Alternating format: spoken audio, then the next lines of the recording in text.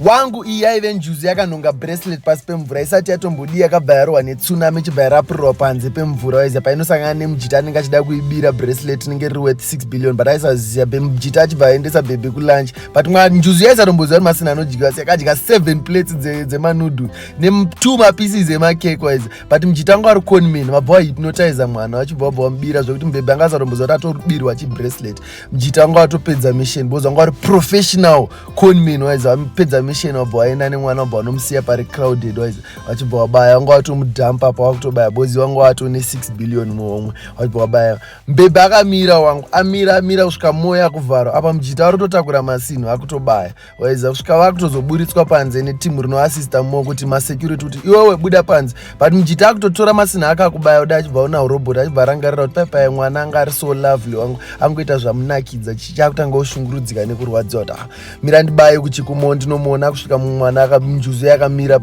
pamoyo yakamumirira iwo akabva arwadziwa achibva atora bhaenda nayo padheni achisvika nayo padheni manje njuzu yanga chiri kushamisika masini ese kuti ari kudai nekudai akutanga kutambisa malights kuti icho yakuti zvinonakidzwa kudarika matishu yabva yatanga kuti icho zvekuti mujita akanodhinwa anoti iwewe unongochita sei unodaiso nekudaiso malights kuita seiko zvotakadhinwa abuda mumbatho waize abva anomutorera chikadhi chacha but apa graph track akudaurwa laptop yake kudai akutorerwa laptop because mbebhi njuzuka aitofascinatwa nemasini because hapana chainoziva kudai akunopenengura laptop yakanopenengura wangu ngechachikoro akudai akatanga kutoona hake makatuni mamovie zvokuti akatanga kuchema kunakirwa zvokuti akatanga kutotedzera even Bruce Lee zvokutoita tukarati twese twaitwa naBruce Lee mumuvi aiona but mujita akanopinzirwa ko nebrother yake zvakanzi iwewe ukuona mother